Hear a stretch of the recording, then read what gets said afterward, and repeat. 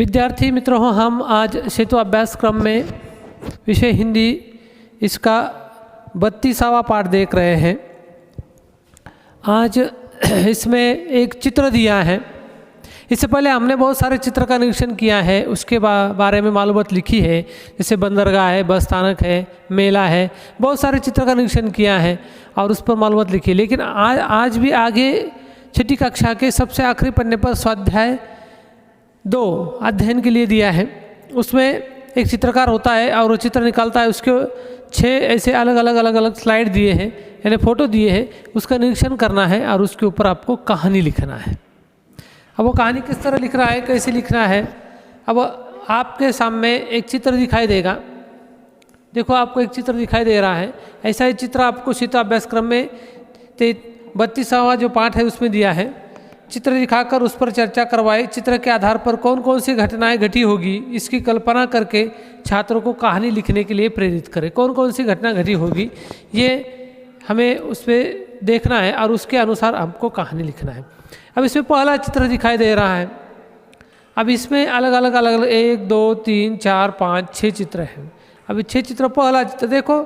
पहला चित्र है कि एक चित्रकार है जो जंगल में आया हुआ है, निसर्गरम्य परिसर है, नदी बह रही है, पहाड़ है, पौधे हैं, पेड़ है, और वह देखकर वो बहुत खुश है, बहुत आनंदित है चित्रकार। और अब वहाँ पर वह उस निसर्ग चित्र निकाल रहा है। देखो, उसके सामने उसने निसर्ग चित्र निकाला है। एक नदी बह रही है, फिर वहाँ पर पहाड़ बताया है, पहाड़ है, डोंगर, पेड़ पौधे बताए हैं। अब वो एक चित्र निकाल रहा था, सुंदर दृश्य उसे वो वहाँ पर दिखा। उस सुंदर दृश्य का वो चित्र निकाल रहा था। चित्रकार बहुत प्रसन्न था। वो सब वातावरण देखकर वो बहुत प्रसन्न हो। हमें भी ऐसे सुंदर निसर्ग में जगह पर जब हम जाते हैं तो हमें भी बहुत आनंद होता है, हम भी प्रसन्न होते हैं। थोड़ी देर के बाद अचानक उसके सामने एक शेर यानी बाघ आकर खड़ा हो गया। उसको देखकर चित्रकार डर गया और उसने चित्रकार से अपना चित्र बनाने के लिए कहा। उस बाघ ने क्या किया, उस चित्रकार को अपने खुद का चित्र बनाने के लिए कहा। चित्रकार तो थोड़ा घबराया गया था, वो बहुत डर गया था, लेकिन थोड़ा रुक जाने के बाद फिर वह बाघ का चित्र बनाने लगा। उसने बाघ को कहा कि मैं आपका चित्र बनाता हूँ। फिर वो बाघ का चित्र बनाने लगा। अब यहाँ पर सोचने की बात एक है कि ये चित्रकार तो बाघ के जाल में फंस गया है, बाघ इसे कभी भी खा सकता है। अब इसे युक्ति करना होगी कि इस बाघ को कैसे भगाया जाए और हम कैसे चले जाए, यहाँ से मैं कैसे बच कर जाऊँगा। ये युक्ति उसके दिमाग में आ गई। आप देखो आगे वो क्या करता है। अब तीसरा चित्र जो है, चित्रकार के कहने पर बाघ ने अपना चित्र बनाने के लिए विभिन्न पोज दिए और चित्रकार उस प्रकार का चित्र बनाता रहा। तीसरे चित्र में वह अलग अलग ढंग से बैठता रहा, अलग अलग पोज उसने अपने दिए और उस ढंग से चित्रकार ने चित्र बनाया। अब ये तीसरा जो चित्र है, इसमें आप देख रहे हैं कि वो बाघ यानी वहाँ पर जो चित्र दिया है वो बाघ का चित्र चित्रकार तीसरे चित्र में निकाल रहा है।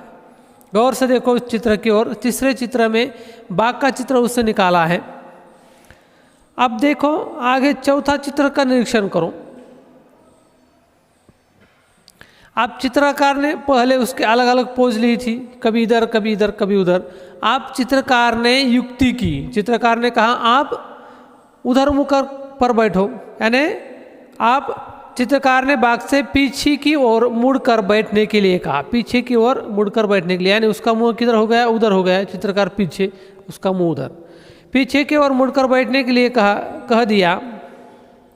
बाघ चित्रकार की ओर पीठ कर बैठ गया। चित्रकार की ओर उसकी पीठ हो गई और मुंह उसका उधर हो गया। उसे लगा चित्रकार अब मेरा चित्र निकाल रहा है। अब चौथा चित्र क्या देख रहा है। चित्रकार ने बाघ से पीछे की ओर मुड़कर बैठने के लिए कहा। बाघ चित्रकार की ओर पीठ कर बैठ गया। अब पांचवा चित्र, बाघ को बेखबर देखकर चित्रकार वहां बंधी नाव में बैठकर चल दिया। अब उसे मालूम था कि बाघ का मुंह उधर है।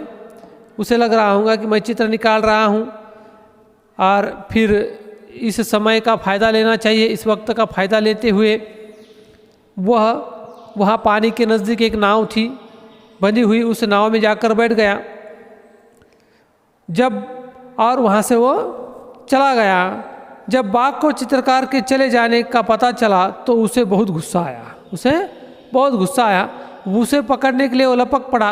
यानी वह आप देख रहे हैं सामने कि वह छलांग लगाने के लिए भी तैयार है, लेकिन ये पानी में चला गया है। और छठे चित्र में देख रहे हैं आप कि इस प्रकार अपने बुद्धि चातुर्य से चित्रकार खुशी खुशी बाघ की पकड़ से दूर निकल गया, है ना।